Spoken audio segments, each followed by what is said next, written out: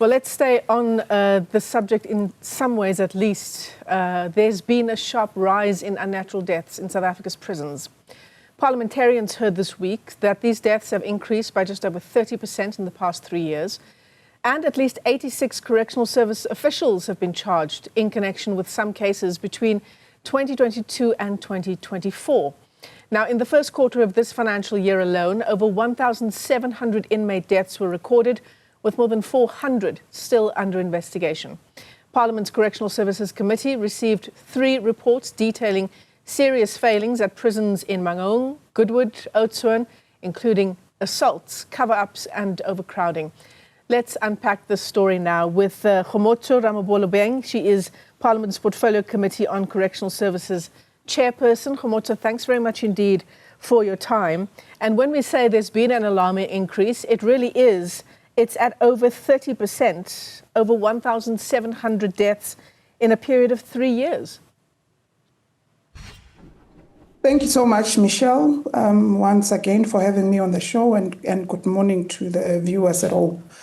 The spike on numbers of unnatural death were a worrying factor yesterday in the Portfolio Committee, and members of the Portfolio Committee expressed heavily their views with regards to that. And obviously, the department would have indicated the rise of unnatural death is on the basis of how overcrowding has impacted the correctional facilities across 241 correctional facilities because of 2 triple Ps which are well managed in terms of overcrowding. So we did send out our concern with the rise, that one death is too many, especially if it's allegedly through the hands of the EST or officials in correctional facilities. It can be that officials would use maximum force instead of minimum force to restrain inmates if they enter into altercations which results to violence. So those were strong views that Portfolio Committee members would have echoed yesterday. Certainly. It's even more worrying, I suppose, that this number of Correctional Services officials have effectively been implicated in the deaths of inmates.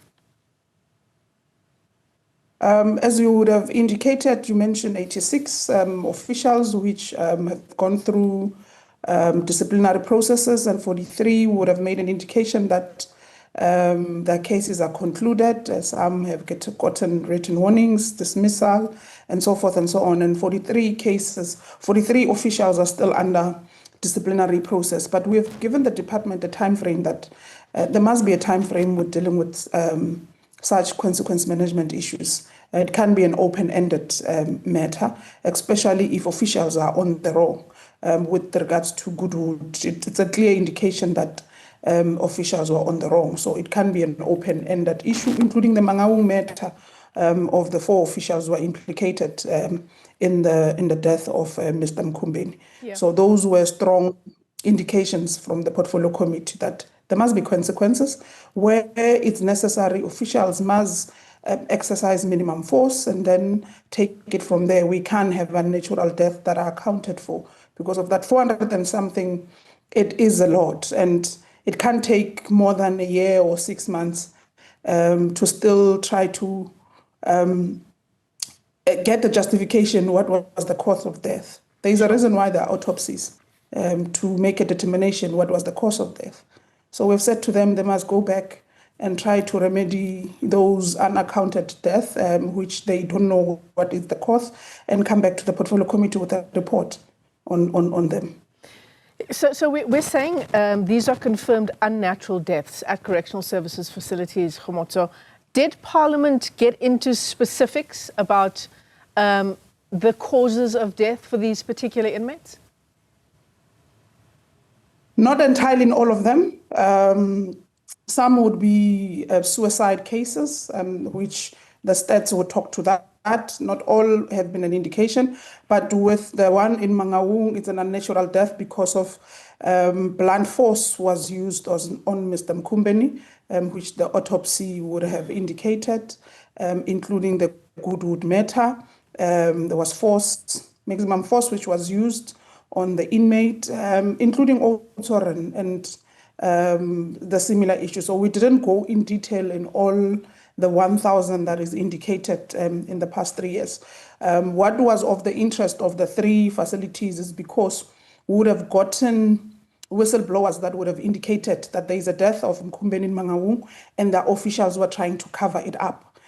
And when we poked through the National Commissioner and the Deputy Minister had to liaise with them, they indeed confirmed there is that death and there is an investigation, which the investigation then proved that indeed what officials were saying, it's a natural death. It's indeed not a natural death. It's an unnatural. And the cause of the death would have been blunt force and the tear gas used against Mr. Mkhumbeni. Similar matters with Goodwood, including Otsar, and that's why the report yesterday came in 2 separate ways. The holistic, which was the micro report that spoke on the 3 years rise of unnatural death, and also a separate one that is still on 2 facilities, Goodwood and Otsar, and still under investigations to get a sense of what would have happened, because of with Otsar, 4 officials were stabbed by inmates before one of the inmates could succumb to injuries. Overcrowding is obviously one of the issues that would exacerbate something like violence in correctional services facilities, right? It would also mean that wardens and officials in these facilities have far less control in an environment where overcrowding wasn't such a major issue. So there are grassroots problems in terms of managing the population of our prisons, and certainly overcrowding would be at the top of that agenda. Precisely. Overcrowding is the most serious matter that is facing the department, and there's not much, there's a role they can play in trying to mitigate it, but we must remember that the department is a receiver. What the courts decide to send to them, they are binded by law to take. So in instances when they've reached the 100% capacity and the court says Kgomotso and Michelle must be incarcerated in this particular facility, they can't say no because of we're overcrowded. That's the current situation. So the stats that we received yesterday is that we have around 163,000 population of inmates currently in across 243 correctional facilities. And out of those, we have 107,000 which are sentenced inmates. So that takes you to around 50-something, which are remand detainees who are still awaiting trial to complete that trial, who are yet sentenced. So that's the rough number that we're sitting with. And obviously, overcrowding would contribute badly or impact the running of correctional facilities. For instance, when we received the report on Otoran yesterday, the head of center made an indication on the day of the incident that 4 officials were stabbed and later an inmate would have succumbed to injuries. There were 8 officials on duty. And the 8 officials in that block were overseeing over 140 inmates. So it tells you, and out of the 8, 3 had to be recused to do certain departmental work. I'm not sure what was that. So 5 were remaining on duty. So that 5, when you split it with the number of inmates, it tells you 1 officials had to supervise and oversee close to 25, 30 inmates, which is impossible for one to do.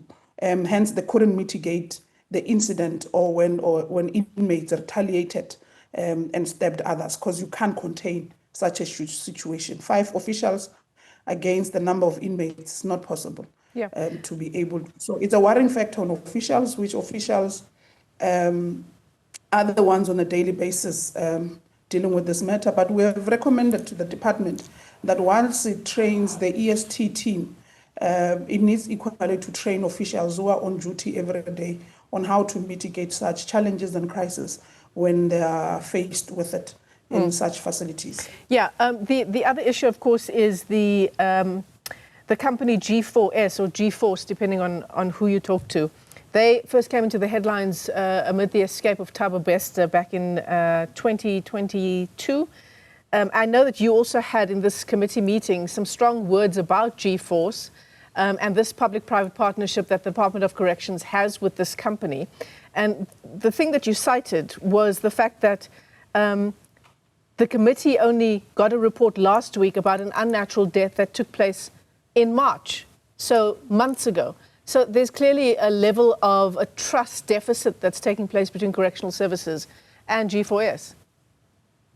That's correct. That's true. G4S refused to take accountability on their actions and they are running of the facility.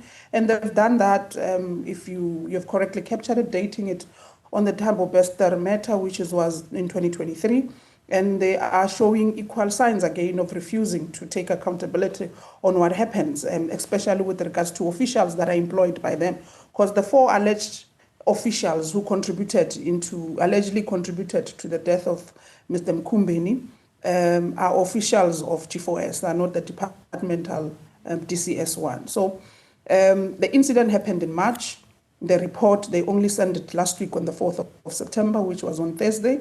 And this was on the basis that last week, Tuesday and Wednesday, we had a strat plan as the portfolio committee, and we invited the department. And we made an indication to the department that it must come before the portfolio committee on such incidences, which is Mangaung, Goodwood, and Oudtshoorn, and it must bring head of centers and including regional commissioners. So they knew that they are supposed to appear before the portfolio committee as part of the delegation of the department. Hence, they sent the report. But they've been refusing blatantly to send that report because the temporary manager made an indication yesterday when he gave a presentation that G4S continues to undermine his authority and leadership in that particular center. It's that view that the portfolio committee then reiterated its decision of last year, including standing with the 6th administration decision that the contract between DCS and G4S needs to be immediately terminated. It's unfortunate that the matter is still under court because the department in 2023 did take a decision to terminate and G4S took them to court. So the matter is still sub judice, but we just hope that the courts would process this quicker and the sooner the contract gets ended, the better, so that the department could take over the facility. Because one of the major issues... You've described it, Kgomotso, as well as G4S acting as if they are a law unto themselves, and I don't think those words have been uttered for the first time in that setting either. Unfortunately, that's all the time we have for this discussion. Kgomotso Ramolobeng is the chairperson of the Portfolio Committee on Correctional Services.